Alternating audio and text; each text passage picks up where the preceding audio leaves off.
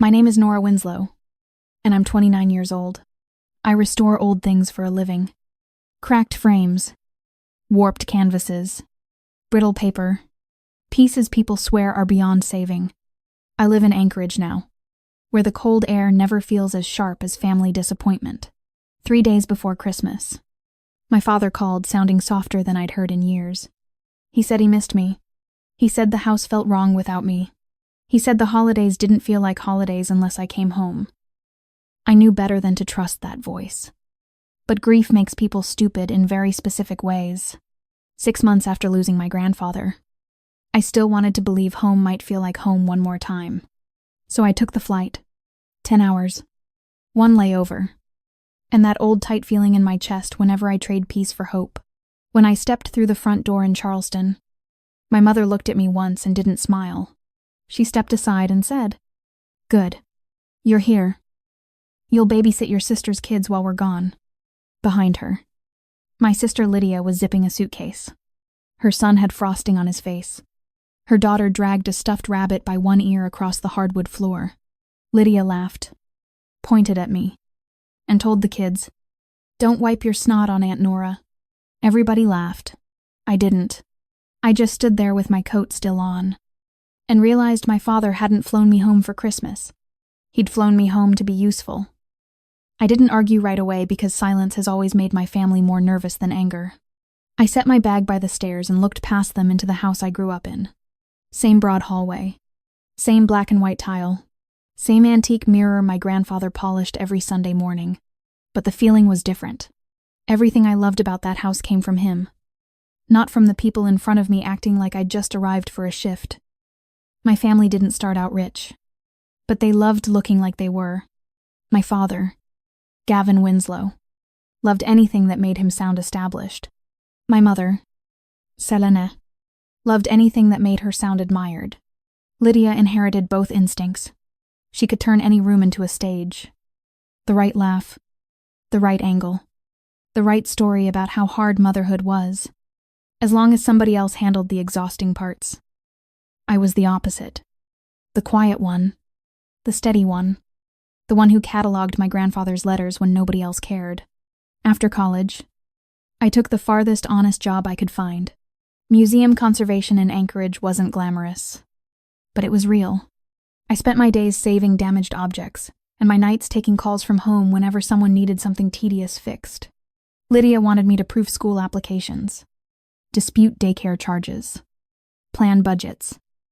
Celine wanted me to organize household inventory after Grandpa's fall because you're the only one who can read his handwriting.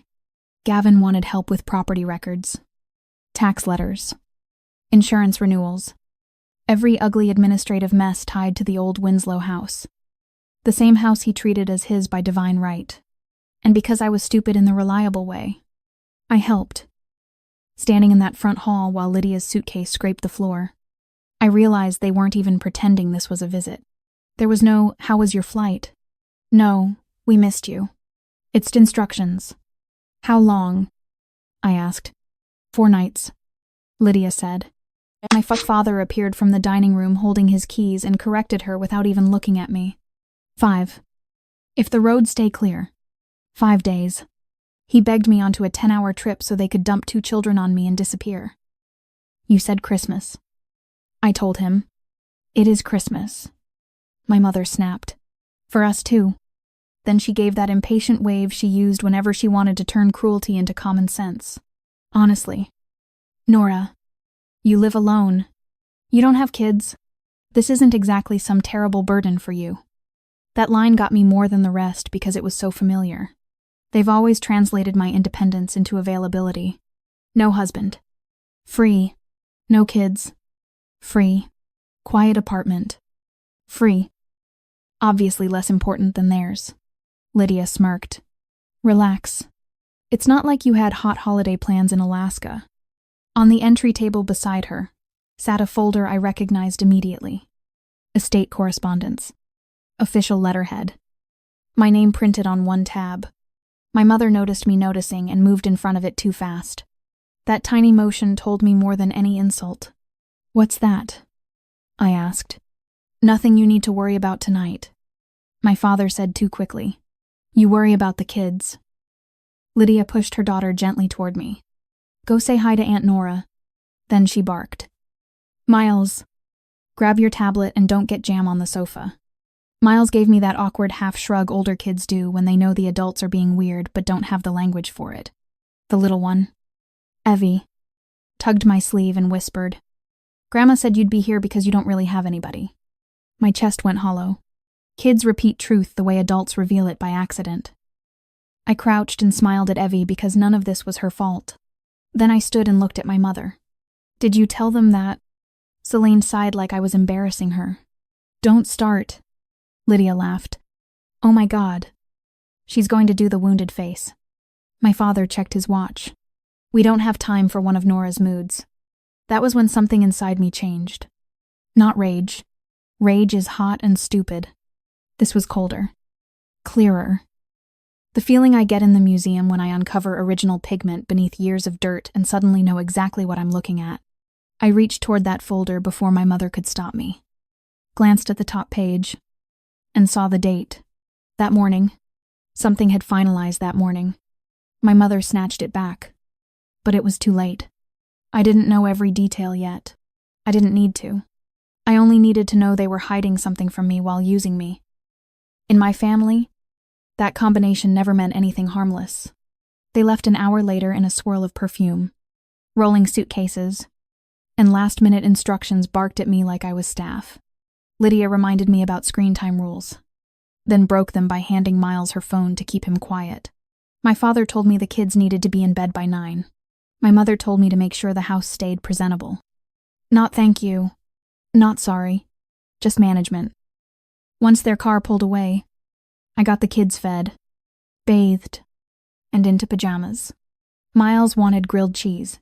Evie wanted strawberries cut into stars. They were good kids.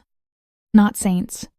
Just ordinary children already learning how to read the emotional weather of a room. Miles asked if his mom was coming back for real this time. I told him yes because I wasn't going to load adult truth onto a child. When they were asleep, the house went quiet in that heavy way. Old houses get a silence that feels expensive and empty at the same time.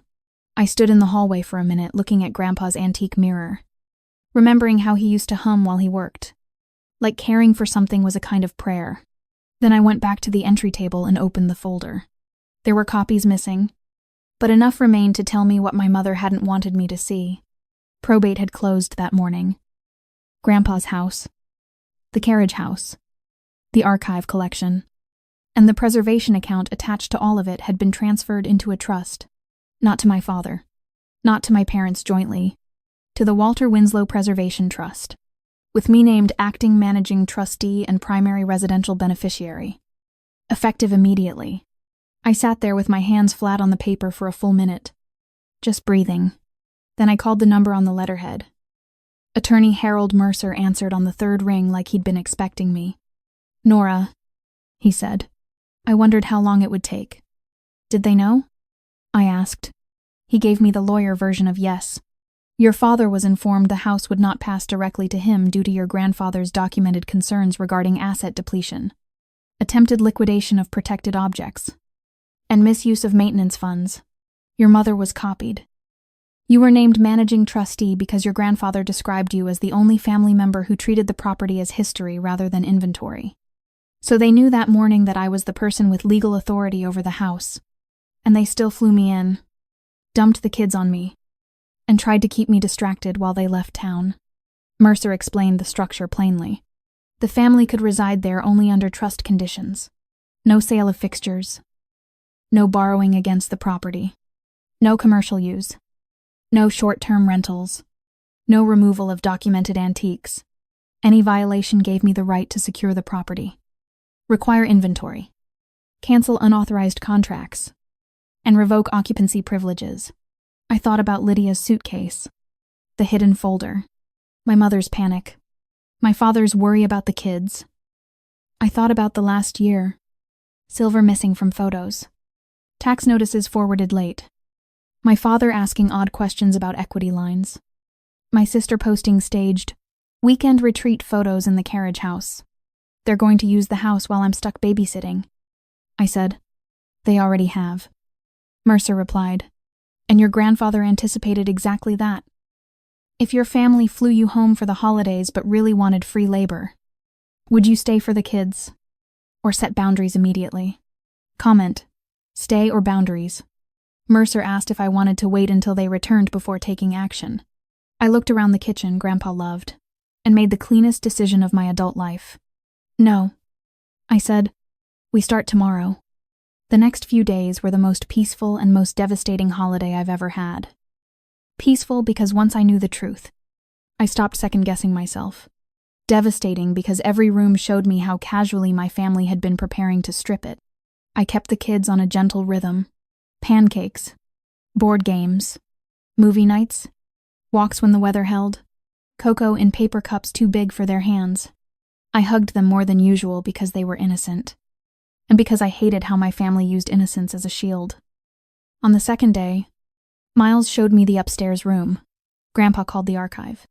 Grandpa used to let me stand guard, he said proudly. Then Grandma Celine started locking it and told me not to talk about it. I kept my face neutral, but inside something tightened. Celine locking the archive meant she knew what was in there, and she didn't want kids reminding anyone it existed. That night, after the kids fell asleep, I searched listing sites. The house was there under a polished hospitality name, styled photos of bedrooms, even Grandpa's study described as writer's nook, the carriage house listed as guest cottage, and a calendar with blocked dates. Lydia's contact number was on it. My stomach flipped. I saved screenshots and sent them to Mercer. The next morning, an inventory specialist arrived. Quiet man. Navi blazer.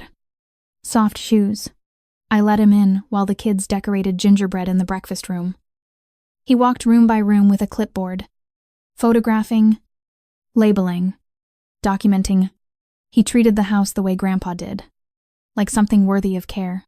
A locksmith came later that afternoon and rekeyed exterior doors and the archive room. I didn't hand out new keys. Not yet. Access would be granted only under compliance, not entitlement. I canceled the active listings. I suspended unauthorized reservations. I redirected trust mail to a private box in my name. I notified the insurer that any commercial use was unauthorized and would be treated as a violation. It was all paperwork.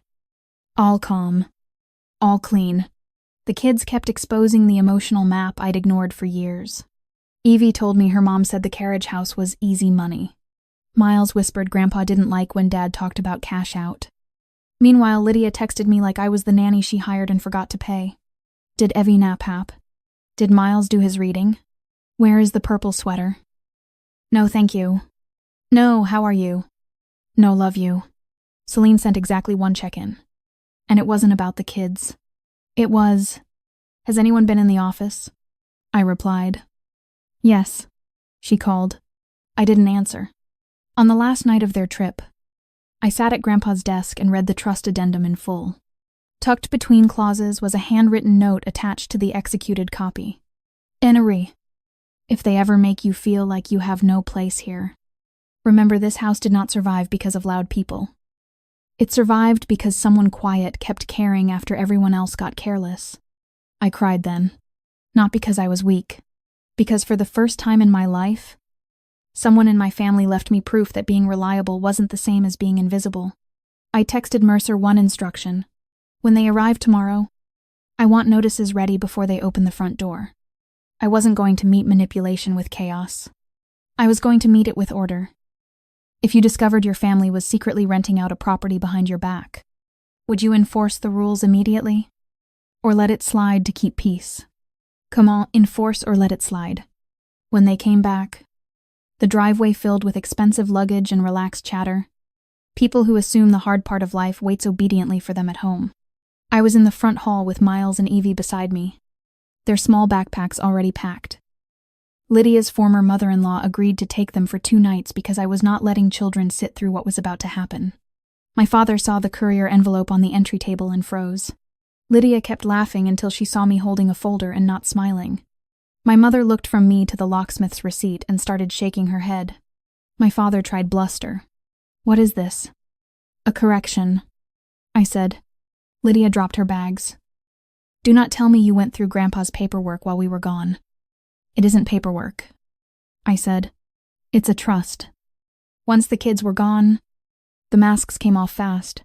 Celine stepped forward, breathless. Whatever conclusion you've jumped to, we can talk privately. We could have talked privately before you lured me across the country to dump Lydia's kids on me. I said. You chose not to. My father stepped closer. This is still my house. I handed him the first page. No, it isn't. He scanned the heading, saw the trust seal, and the color drained from his face. Lydia snatched another page and read enough to understand. Unauthorized rentals suspended. Preservation violations under review. Trustee access secured. Occupancy subject to compliance terms. You can't do this, she said. I already did, I replied. Celine tried tears. Gavin tried anger. Lydia tried mockery. All three tried the same strategy from different angles. Make me feel like enforcing boundaries was cruelty. My father said Grandpa had been manipulated. My mother whispered, After everything we've done for you? I opened the inventory packet on the entry table. Missing silver. Active rental listings. Rooms staged for commercial use. Loan inquiry against restricted property. Maintenance funds misapplied. Dates and screenshots and signatures. I didn't yell. I didn't need to. Grandpa didn't leave me this house because I was his favorite, I said. He left it to me because I was the only person in this family who didn't treat it like a cash register. Silence. Real silence. My mother sat down on the staircase bench like her knees gave out. He wouldn't. She kept whispering. He did, I said, and he documented why. Lydia tried one final pivot. So what now? You throw your parents out. You humiliate your sister. You break up the whole family over paperwork. No, I said. You did that when you turned me into staff and assumed I'd still thank you for the opportunity. Then I laid out the terms. Clean and specific. Immediate end to unauthorized rentals. No borrowing against the property. Return of documented items removed from the archive. A written compliance plan within 30 days. Continued occupancy contingent on trust conditions. Not blood relation. If they refused, vacancy proceedings could begin. My father cursed. Lydia laughed that ugly, disbelieving laugh people use when reality is too expensive to accept. My mother just kept whispering no, like denial could rewrite signatures. I opened the door and told them they could collect themselves elsewhere for the evening, because Trust Council ordered the premises secured pending compliance review. For the second time in one holiday season, someone in that family had to walk out of the house. This time it wasn't me. The aftermath wasn't one giant explosion. It was expensive gravity. Lydia's listings disappeared, along with cash she counted on. My father's loan inquiry died when restrictions flagged. My mother had to call people she'd bragged to and explain why it wasn't happening. For once, they weren't protected by my silence. They blamed me. Of course. Then the harder truth surfaced through counsel. Grandpa documented missing objects. He updated the trust after overhearing Lydia call the carriage house easy money.